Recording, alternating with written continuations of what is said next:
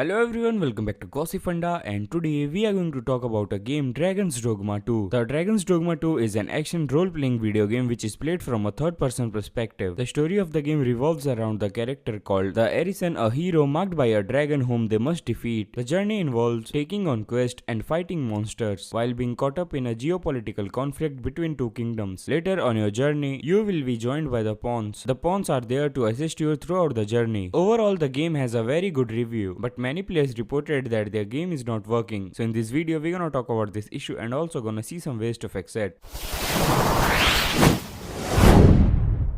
So first of all, check for any updates of the game and update if available, and also make sure to update your device and then restart your device and restart the game. If you are facing the issue while playing the game on PC, then first of all verify the integrity of the game file and also perform a reinstallation. Also try to run the game after enabling high performance mode on your PC. Also make sure to update the graphic drivers. Also before installing the game, make sure to check the system requirement of the game and make sure that your PC meets the minimum requirement. Run the game as administrator, and for that just right click on the game. So if your game is not working on PlayStation, then first of all make sure to update the system software of your PlayStation console and then restart your console, and make sure that you have a PS5 console with vibration function, because the game is only available for PS5 with vibration function. The next thing you have to do is that you have to verify the integrity of the game file and even perform a reinstallation if required. And if you have installed the game on USB extended storage, then move the game data to the internal storage of your console. If these method does not work, then try to restart your console in safe mode. To restart your console in safe mode, first of all turn off the console by holding the power button. Now press and hold the power button again until you hear the second beep sound. Now connect the controller with a console using USB cable and then press the PlayStation button. Now your console is in safe mode, and now select the restart option from the list. If your game is not working on Xbox, then first of all check the status page of Xbox. This will help you to know whether all services of Xbox are working properly or not. The next thing you have to do is that you have to verify the integrity of the game file and perform a reinstallation if required. The next way is to power cycle your console, and for that turn off your console by holding the Xbox button on console and turn on your console again by holding the same button. So I hope this video helps. Make sure to like, share and subscribe. You can also visit our website from the link in description. Thank you so much. See you soon.